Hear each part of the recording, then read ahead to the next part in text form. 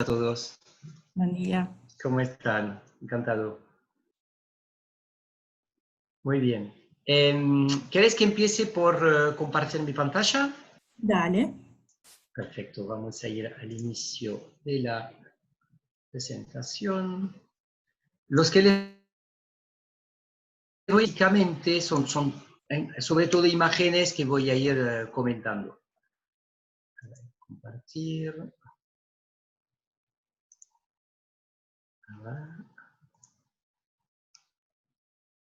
Y presentación como diapositiva.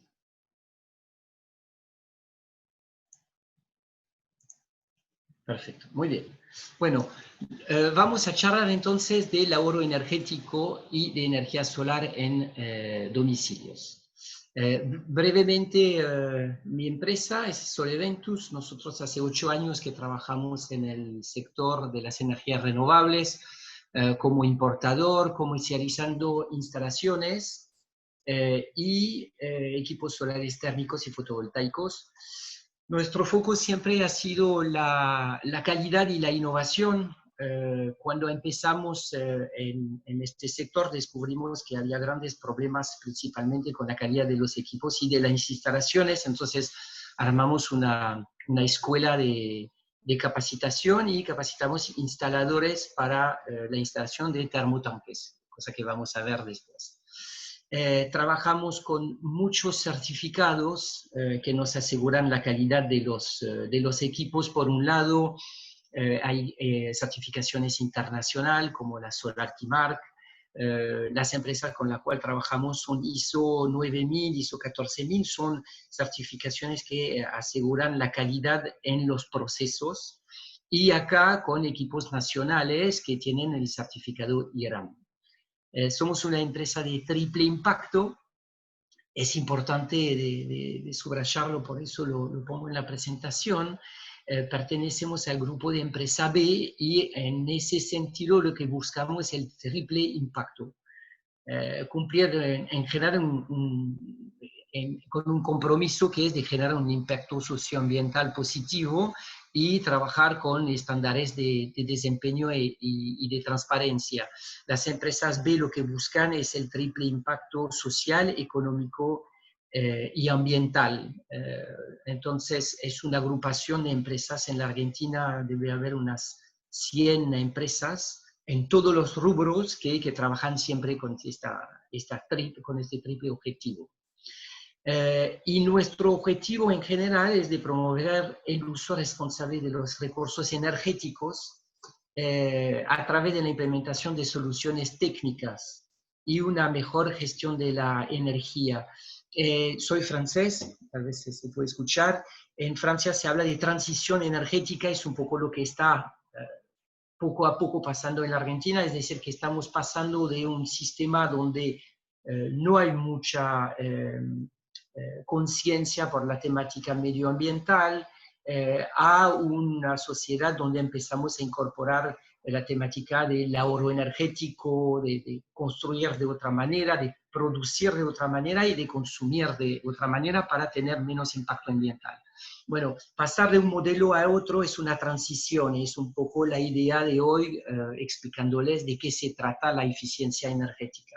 Pasar un modelo donde no cuidamos o no tenemos problemas de recursos energéticos a un mundo, un modelo donde sí empezamos a incorporarlo.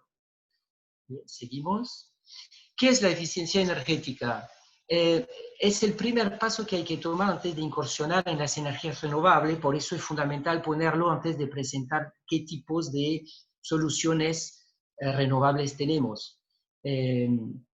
Si tenemos que pensar en una pirámide, la eficiencia energética representa la base de la pirámide y las soluciones de energía solar o energías renovables representan la punta, con lo cual realmente la mayor cantidad del ahorro, la mayor cantidad de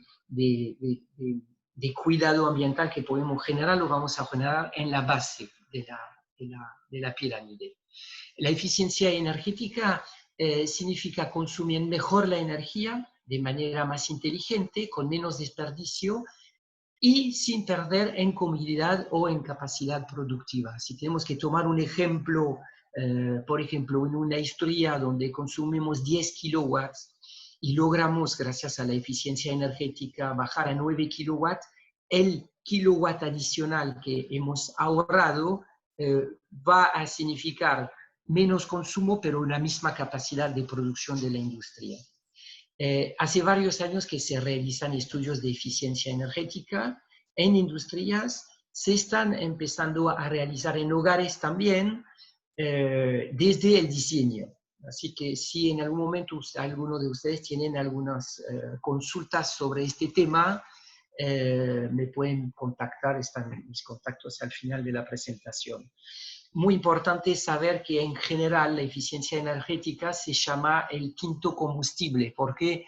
Porque el ahorro que se puede generar solamente con implementar eficiencia energética puede llegar al 45%. Hoy en el mundo nos hemos dado cuenta que muchas veces antes de modificar las formas de producir tenemos simplemente que, o fundamentalmente, que modificar la forma de consumir, sabiendo que la mejor energía es la que no consumimos. No es una frase mía. Bien. Bueno, ahora vamos al hogar en particular, que es lo que nos concierne. Disculpen la calidad de la imagen. Como ven en esta casa, en esta imagen es una casa tipa, que ahí estamos mostrando el origen de las pérdidas. 47% de las pérdidas energéticas a través del calor se hacen por las ventanas, un 18% por las paredes, un 15% por la chimenea y por las pérdidas térmicas, y un 11% por el techo. Incluso la losa también tiene un impacto porque representa casi un 10% de las pérdidas. Entonces, son puntos en las casas donde podemos intervenir o al momento de la construcción o postconstrucción a través de la instalación de paneles aislantes principalmente, que permiten reducir el consumo. Durante la construcción, ¿qué podemos hacer? La aislación térmica de la casa es el punto más fundamental, es decir, son paneles aislantes en los techos y en las paredes. Fomentar la luz natural es un punto muy importante al momento de generar luz sin tener que usar los artefactos eléctricos. Diseñar ventanas para que entre el sol de invierno y no el de verano. Y utilizar vidrios dobles en las ventanas. Son algunos ejemplos. Por ejemplo, el tema de las ventanas, muy a menudo, por lo que se puede observar, es que tratamos de reducir la iluminación que viene del norte, porque en verano es el punto de mayor entrada de sol. Y en invierno es muy útil porque es por donde podemos iluminar la casa. Cuando diseñamos ventanales grandes en la parte norte, lo podemos compensar poniendo unos techos que permiten que en verano la luz no entra directamente y en verano, como el sol corre más bajo sobre el horizonte, sigamos recibiendo luz solar. Costumbres en veranos, son algunos ejemplos que les estoy dando para entrar en el tema. Moderar el uso de aire acondicionado. Hay que saber que cuando el aire acondicionado está por debajo de cada grado que agregamos, de 24 grados, 23, 22, estamos incrementando un 10% el consumo del aire acondicionado aproximadamente. Entonces, siempre hay que tenerlo a 24 grados mínimo. Lo ideal es una temperatura que en relación al exterior no sea mayor a 7 grados, también por una cuestión física de acostumbramiento. El cuerpo cuando sale 7 grados de salto térmico ya es considerado elevado. No compensar el exceso de frío abriendo las ventanas, para eso es más lógico bajar la calefacción. Apagar el aire cuando uno se retira de una habitación. Utilizar cortinas para evitar que ingrese el sol y bajar el termostato del tanque. Son cosas muy clásicas, muy comunes, pero que no solemos hacer. Después, las costumbres en invierno sería de ventilar el hogar unos minutos al día para evitar que se enfríe la casa, no compensar exceso de calor abriendo las ventanas y priorizar la luz natural. Vamos a hablar ahora de las distintas tecnologías que tenemos dentro de una casa para poder calefaccionarnos. Bien. Como ven acá, la foto es un doble vidrio. Este doble vidrio está compuesto de dos vidrios que no tienen contactos entre sí, con una cámara de aire en el medio. Puede haber cámara de aire, en el mejor de los casos hay una cámara de vacío, o algunos gases inertes que hacen al costo. Las características, el espesor de los doble vidrios puede variar, pero los ahorros generados son extremadamente elevados. Son tecnologías que existen. Acá en la foto es son triple vidrio, que es una evolución superior aún. Son precios relativamente elevados en las más sofisticadas, pero en las doble vidrios ya hoy en día mucho se fabrica en la Argentina y llegamos a precios muy interesantes. El medidor de consumo dentro de la eficiencia energética es otra cosa, es un aparato muy simple que se colocó acá, el Wabi es un ejemplo, ¿no? Es un sistema muy simple que se conecta sobre la red eléctrica interna y que permite constantemente medir qué estamos consumiendo. Entonces, hay un poco un juego cuando uno prende un artefacto eléctrico en particular que tiene una resistencia, vemos el movimiento que podemos tener y así podemos calcular muy precisamente dónde están nuestras pérdidas, dónde estamos consumiendo y cómo podemos reducir. La iluminación LED, todos hoy tenemos iluminación LED en nuestras casas. Es interesante ver que 1 watt de LED equivalente a 15 watts de luz incandescente. Es siempre bueno recordarlo para ver cómo hemos evolucionado en nuestros consumos. Y ahí vuelvo sobre el concepto del ahorro y de la eficiencia energética. La eficiencia energética se compone de dos cosas. Una es la parte tecnológica. El LED es un excelente ejemplo, donde hoy en día podemos, gracias a los LED, dividir por 15 nuestro consumo comparado con las lámparas originales. Y la segunda fuente de ahorro, el segundo punto en eficiencia energética, es la gestión energética. Es decir, la forma en la cual vamos a manejar los horarios y,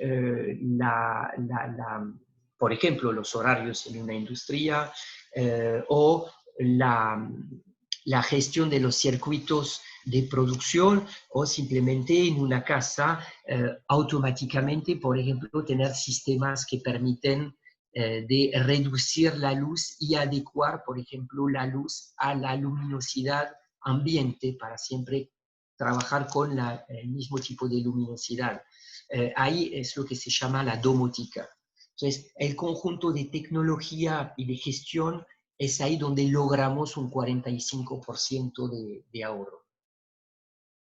Si voy muy rápido, avísenme, Vera, decime, ¿no? Ahora vamos a ir directamente a los sistemas de energías renovables. El primero de todo, el más conocido tal vez, es la energía fotovoltaica. Es una serie de paneles que generan electricidad gracias al sol. Y ahí tenemos distintos tipos de sistemas. En la energía fotovoltaica lo que vamos a buscar es básicamente reducir el consumo eléctrico que proviene de la red o eliminarlo si decidimos trabajar de manera autónoma. Acá en la pantalla es una serie de paneles en una instalación que tenemos. Son 12 paneles en serie y lo que les muestro en la imagen es el sistema de gestión y de acumulación de energía. Podemos trabajar cuando estamos con sistemas fotovoltaicos, podemos trabajar on-grid, que significa que estamos conectados a la red. En este caso, la energía que nosotros vamos a producir en la casa, la vamos a consumir internamente y el exceso lo vamos a mandar a la red eléctrica. Hoy en día en Argentina, en algunas partes ya está implementado, podemos inyectar la energía a la red. Para eso existen unos aparatos que permiten transformar la energía producida por los paneles y inyectarla. Cuando uno produce energía solar, produce una energía continua y la energía que se consume en la casa es una energía alterna, idéntica a la energía que proviene de la red. Bueno, hay unos aparatos que permiten transformar esta energía. Entonces, ¿qué hacemos? Por ejemplo, cuando producimos, vamos a tomar el ejemplo más típico, que es una casa que no está habitada durante el día. Ahora estamos en época de pandemia, es un poco diferente. Entonces voy a tomar los dos ejemplos. Sistema tradicional, no hay nadie en la casa, hay paneles, producimos energía durante el día, la mayor parte de esta energía va a estar transmitida a la red eléctrica. Acá en la Argentina tenemos un sistema que es el siguiente, Edenor, Edesur, quien sea, nos compran la energía que producimos, no las compran al costo que tienen ellos de venta, al precio de venta que tienen mayorista. Entonces, si nosotros pagamos la energía $1, por ejemplo, ellos no las van a comprar 70 centavos. De esta manera, en realidad no es que la van a comprar, no las van a compensar. Significa que cuando van a llegar nuestra próxima factura, vamos a bajar de tanto nuestra factura eléctrica.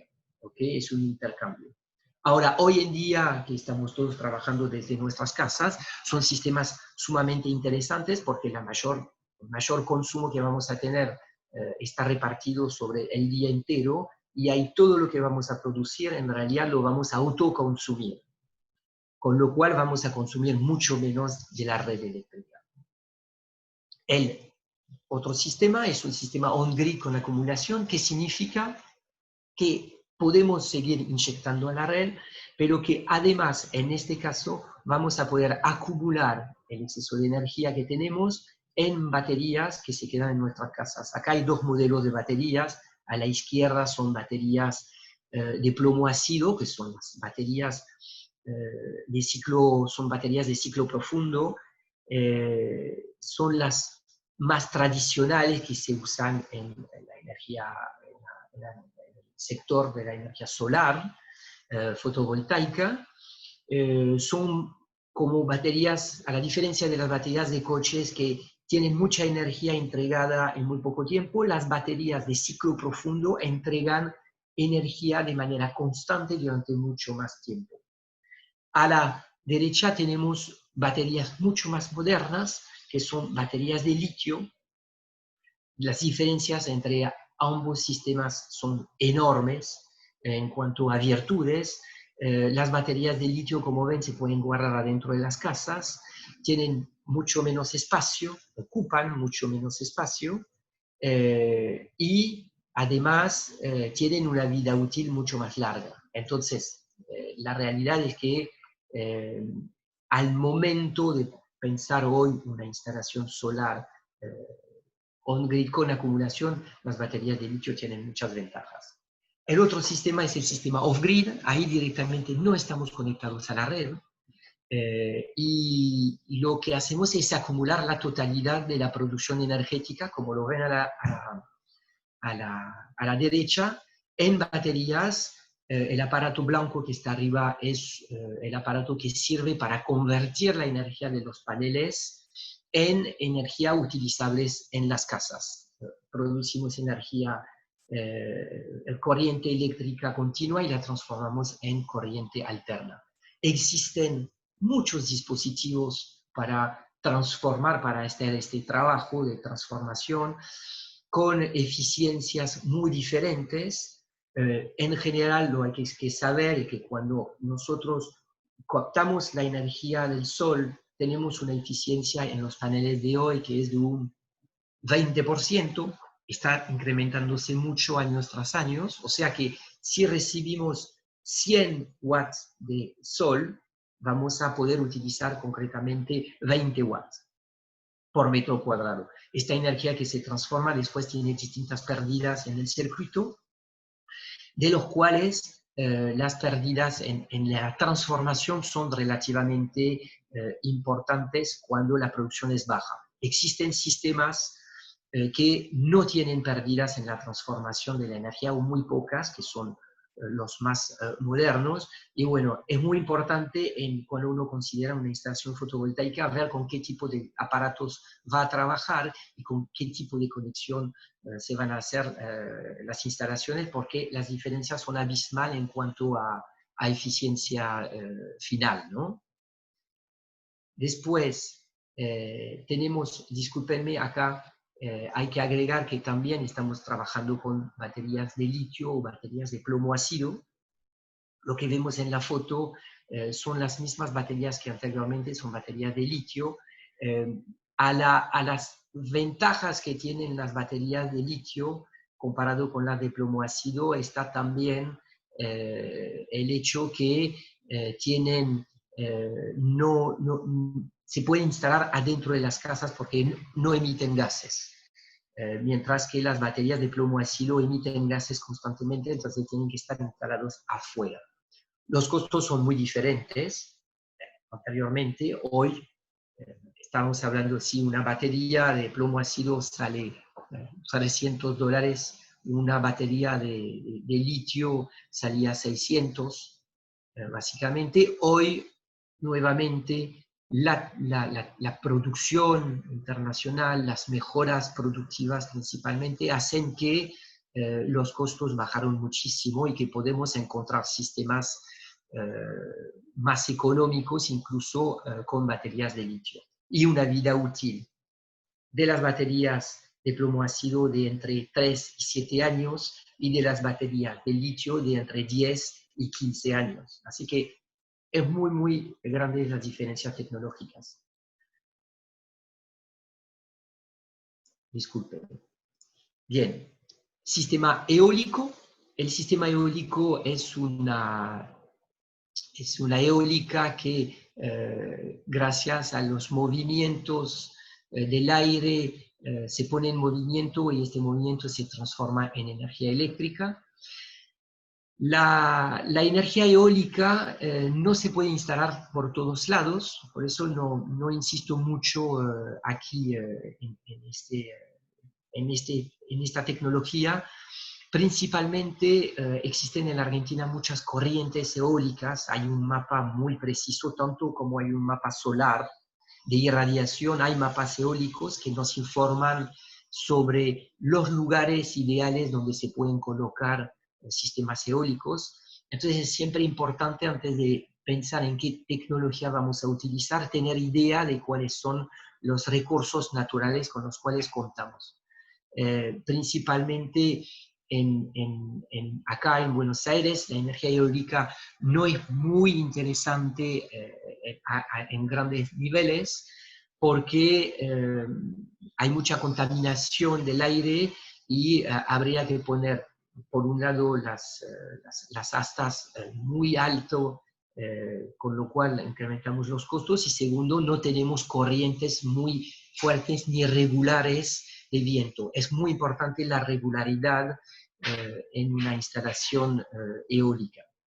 Entonces hay provincias muy interesantes, obviamente las provincias del sur, donde tenemos todos estos grandes parques, son ideales. Por supuesto, en la provincia de Buenos Aires, en los campos también son cosas que sirven, pero generalmente en las ciudades no, porque hay mucha contaminación del aire y irregularidades, como les decía, en las corrientes.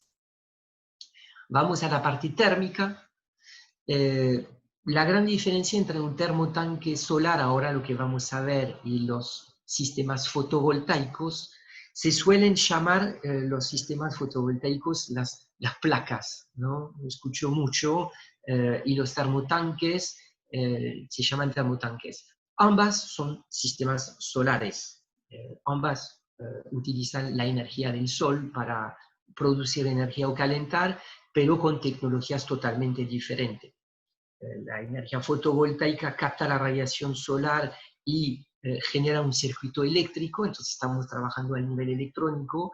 La energía solar térmica calienta un fluido, que puede ser agua o a veces algún tipo de aceite, utilizando las distintas radiaciones que emite la luz, que son la radiación la visible, la infrarroja y la ultravioleta. Entonces, utilizan mecanismos muy diferentes para generar energía. En este caso tenemos un termotanque solar para calentar agua sanitaria.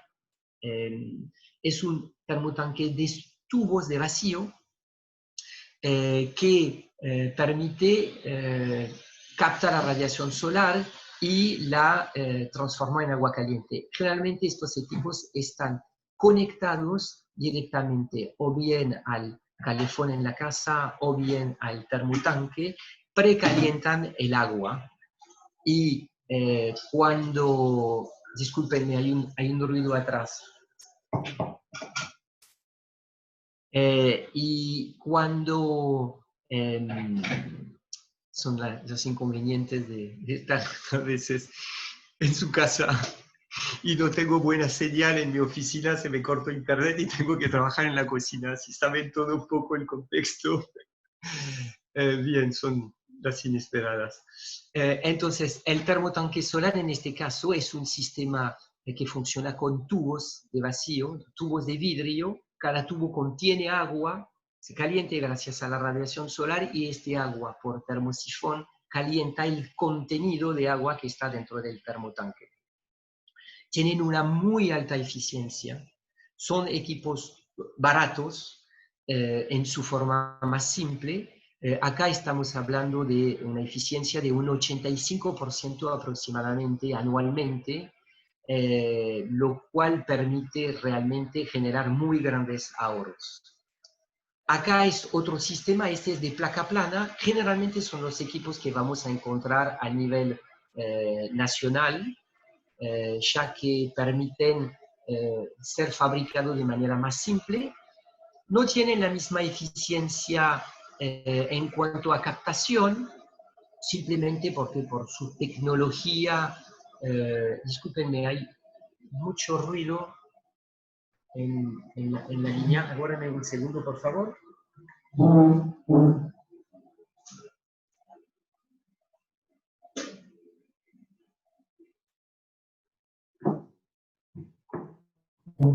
Bien, permiso.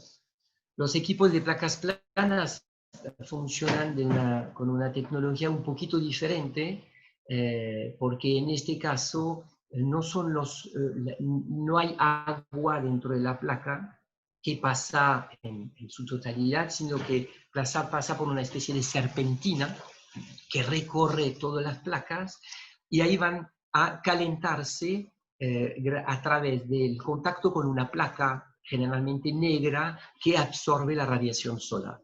Son equipos que son de fabricación más simple, que explica también por qué se pueden fabricar en Argentina. Tienen una eficiencia global menor a los equipos de tubos de vacíos, son un poquito más costosos, pero tienen también una eficiencia que ronda los 70%, con lo cual hay un ahorro muy interesante también al momento de generar agua caliente. Bien. Acá tenemos otro sistema, esos son lo que llamamos los equipos de split. Generalmente se utilizan para calefacción y en este caso lo que hacemos es colocar por un lado los paneles en el techo, siempre en el lugar de mayor radiación, y el tanque de acumulación puede ir adentro de la casa. En los sistemas anteriores, como ven, aquí o ahí en la foto, el tanque que está arriba es el tanque de acumulación. Entonces, eso va en el techo, generalmente en nuestra latitud orientado hacia el norte, tiene que recibir sol por lo menos 6 horas por día. Eso funciona con cualquier sistema solar, ¿no? la mínima de radiación necesaria para que un equipo funcione bien son 6 horas. Y en este caso, entonces, los paneles van en el techo y el tanque puede ir en el sótano, en la sala de máquina o en otro lugar. Son sistemas que son más costosos por supuesto, por su diseño, ¿no? Pero aportan entre un 35 y un 50% de las necesidades de calefacción de la casa. Entonces, es muy interesante, es un cálculo que hay que hacer en cuanto a calefacción para ver si realmente es redituable. Nunca hay que esperar que estos sistemas van a suplir totalmente a un sistema tradicional, sería una mentira, pero sí aportan. Fundamental, trabajan con losa radiante, no trabajan bien con radiadores, salvo que incrementemos la cantidad de radiadores en las casas. ¿Por qué? Porque una losa radiante trabaja entre 35 y 45 grados, un radiador trabaja entre 60 y 85 grados, y un sistema solar va a entregar en promedio anual como máximo un 60 grados. Entonces, si realmente queremos aportar a la calefacción, tenemos que encontrar un sistema que pueda utilizar los 60 grados que nos va a producir el sistema solar. El ideal es la losa radiante. Bien, con los sistemas solares podemos también calefaccionar piletas, es un sistema muy conocido. Acá lo que tenemos es un sistema de plástico. Es muy sencillo, el agua entra de un lado, recorre toda esta manguera a una velocidad que está definida por la bomba y que está calculada, y la acumulación en este caso del agua caliente se va a hacer directamente en la pileta. Es decir, que en vez de tener un tanque de acumulación interno o externo, la pileta es lo que hace de reservatorio de agua caliente. De hecho, este sistema anterior que vemos acá, el split, una de las formas muy interesantes de utilizarlo y de compensar su costo es utilizarlo para calentar el agua de las piletas. ¿Cómo se hace? En invierno los paneles calefaccionan la losa, y en verano esta misma producción de energía está enviada a la pileta vía un intercambiador de calor. Entonces tenemos agua caliente gratis, básicamente. Muy bien. Eso es, espero no haber sido muy rápido, pero ahora estoy para responder a todas sus preguntas. Muchas gracias.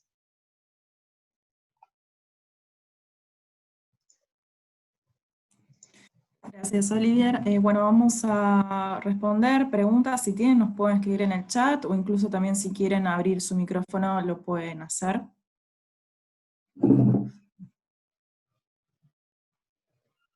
Está todo muy claro.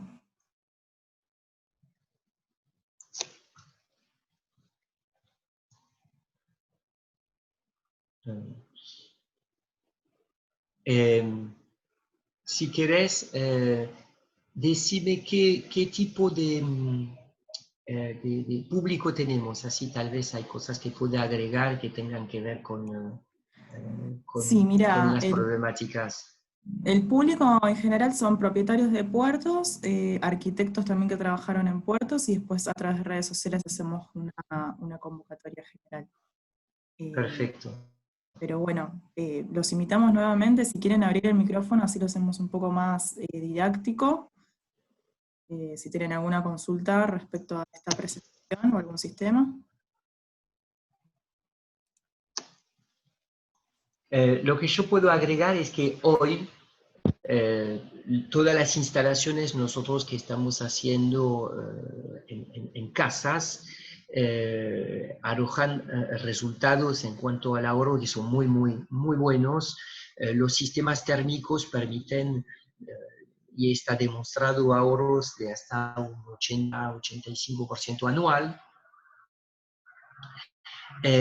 Y los sistemas fotovoltaicos bajaron muchísimo sus valores, con lo cual hoy podemos considerar instalaciones fotovoltaicas chiquitas de vamos a decir, podemos tener 2 kilowatts, 1 o 2 kilowatts producidos y estamos por debajo de los 100.000 pesos. Entonces, significa que hoy hay instalaciones y hay posibilidad de utilizar la energía solar fotovoltaica para ya abastecer ciertas cosas en las casas.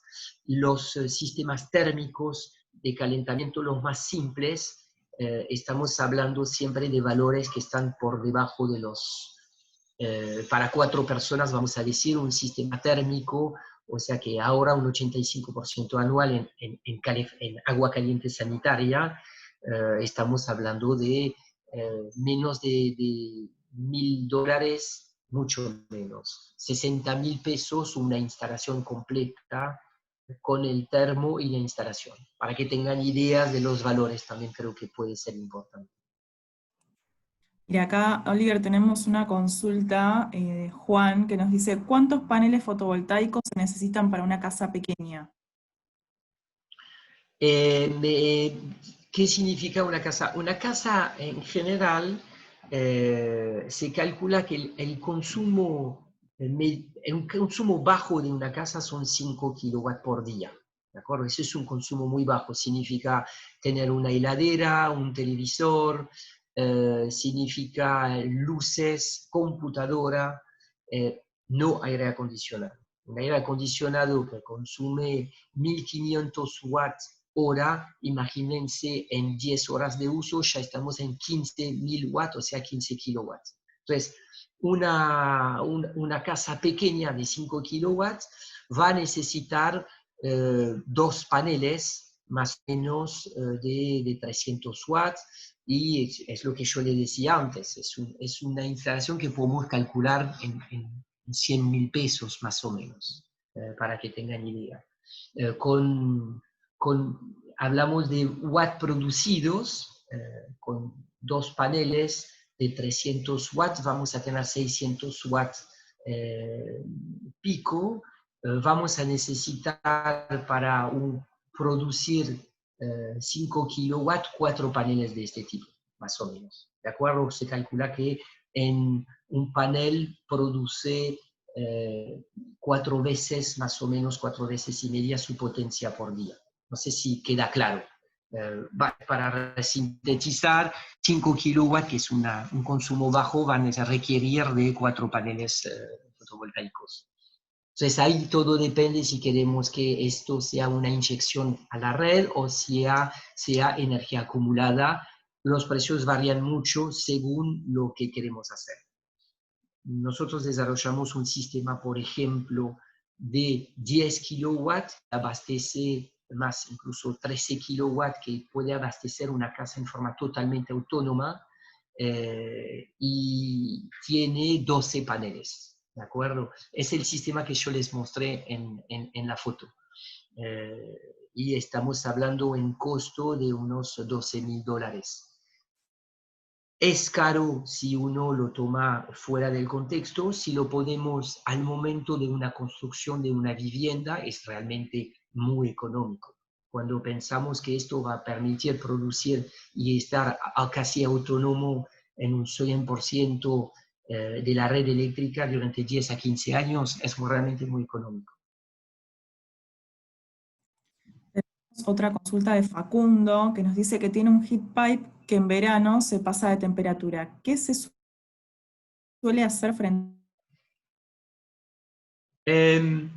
La mejor forma y la más simple es taparlo. Lo lamento, pero no hay otra. Es decir, eso significa que el equipo está sobreproduciendo.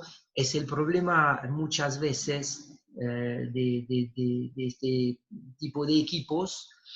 Se soluciona en una instalación. Cuando es un termotanque heat pipe, o sea, el heat pipe con el tanque arriba, generalmente tienen una válvula de seguridad. Nunca es bueno que estos equipos se pasen de temperatura porque le acortamos mucho la vida útil, podemos romper cañerías, se genera más sarro, en fin, genera un sinfín de problemas. Lo más fácil es taparlo, lamentablemente, parcialmente o en su totalidad. Si está en un lugar donde es difícil de acceso, la única manera es renovar el agua con mayor frecuencia. No es, no es muy ideal.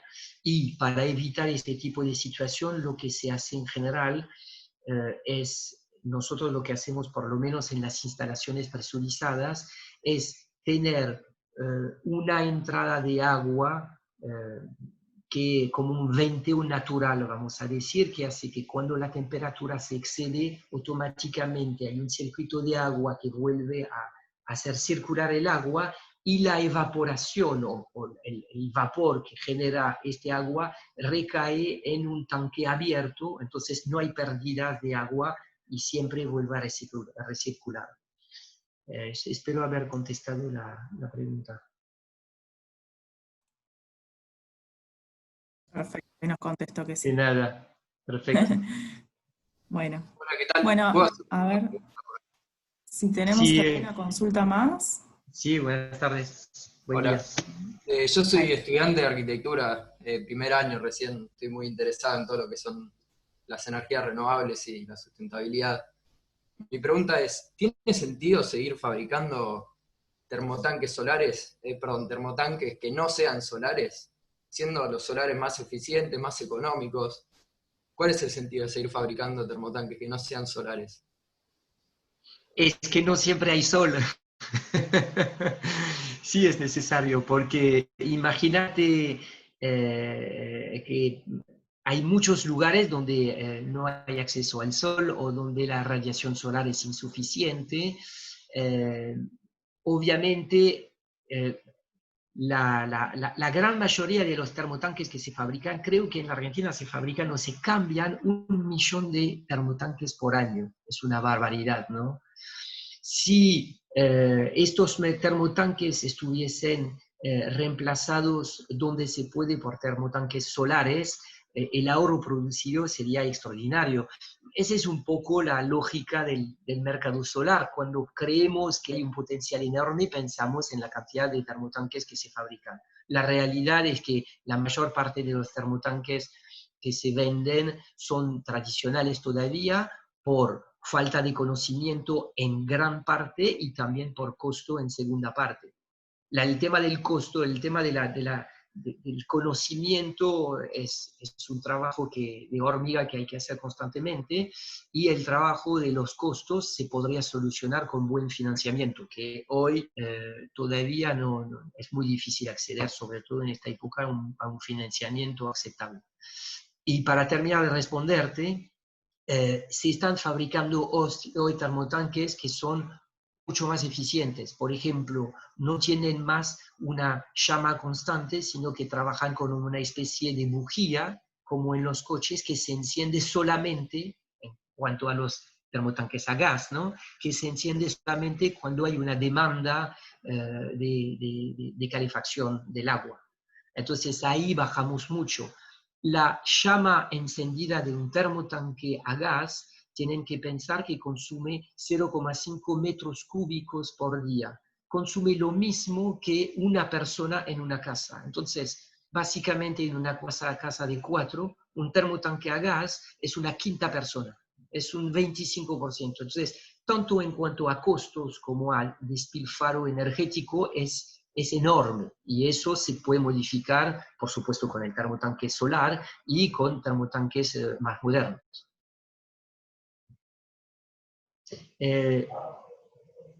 A ver, acá hay otra pregunta, ¿no? Sí, una anterior de Juan, que bueno, fue respondida con el termotanque a gas, pero Rodolfo nos pregunta, el valor de 60.000 pesos, ¿incluye el termotanque solar, materiales e instalación? Sí, a grande, ojo, no quiero que me traten de mentiroso después o de vendedor de humo. Todo depende mucho del tamaño que estamos considerando y del lugar de instalación. Pero básicamente acá, por lo menos en la provincia, en las zonas donde yo trabajo con instaladores en forma directa, porque después yo vendo en el país donde no tengo interferencia directamente. pero un termotanque va alrededor de $100, 750 o menos, perdón, menos. Estamos en sí, 50.000 pesos más o menos, me parece. O el costo de una instalación está en 10.000 pesos y a eso hay que agregarle los materiales que ahí varían muchísimos. Entonces, más o menos un termotanque para 4 personas estaríamos en 60, 70.000 pesos en estos órdenes. Pero después, cuando queremos un equipo más chico, más económico, y un equipo más grande es más costoso, es una idea de valores, ¿no? Soy Rodolfo, gracias. Quería No, de hacer nada, Rodolfo. otra pregunta, Olivier. ¿Los instaladores ustedes los recomiendan o uno lo tiene que buscar por cuenta propia? O sea, No, ¿tienen algún nosotros, listado? Sí, sí, personalmente nosotros recomendamos instaladores porque la instalación es el gran tema. Hoy mejoró mucho la industria porque hay mucha gente que se capacitó, hay más experiencia, pero yo sigo viendo cosas en las instalaciones, no lo haría así porque yo sé que acorta la vida útil de los equipos. Entonces nosotros dentro de lo posible preferimos recomendar para asegurarnos que las instalaciones están bien hechas, o por lo menos según nuestros criterios. claro. A los casos prácticos, quizás el instalador podría hacer una visita, ver qué necesidad de materiales tiene y venir después a instalar. Algo así Así, sería, ¿no es cierto? en general se hace así. Se Sí, cobra a veces la sí, previsita según dónde es, según las distancias, de y acuerdo. este costo se reembolsa o se reincorpora en el costo de la instalación. Pero sí, es necesario visitar porque tenemos que saber el estado del techo, el estado del termotanque o cómo van a ser los conexionados. No es solamente calcular los metros cuadrados, sino ver la factibilidad de la instalación y en qué condición se encuentra la casa. Perfecto. Muchas gracias. De nada. Olivier, tenemos una pregunta acá de Felipe y con esto cerramos. ¿Cuántas horas de sol hacen falta para que el termotanque solar sea más eficiente que uno convencional? Consideramos que el mínimo son 6 horas, porque es el tiempo que necesitamos para que el contenido del termo se pueda volver a calentar. ¿Okay? El termotanque va a tener una temperatura interna que puede ser entre 50 y en verano estamos hablando de más de 80 grados, 90 grados incluso con los equipos de tubos de vidrio. Pero se necesita mínimo 6 horas de sol, sobre todo considerando el invierno. Bueno, genial, Olivier. Muchas gracias por tu participación el día de hoy. Por favor, un Siempre. placer. Y bueno, nada, para los que se quieran inscribir al resto de las charlas, pueden inscribirse en el mismo link que les enviamos con el cronograma, ¿sí? Directamente. Y bueno, Oliver, cualquier cosa, igualmente seguro vamos a estar repitiendo alguna que otra presentación en los próximos meses. Te agradezco mucho. Bien, perfecto. Un gusto. Bueno, como siempre, hoy les vamos a mandar el material, que significa enviarles el link con la grabación de la charla de hoy y la presentación de Oliver también adjunta y el contacto de él en el mismo mail. Muy bien, gracias a ustedes. Gracias. Suerte. Adiós. Hasta luego.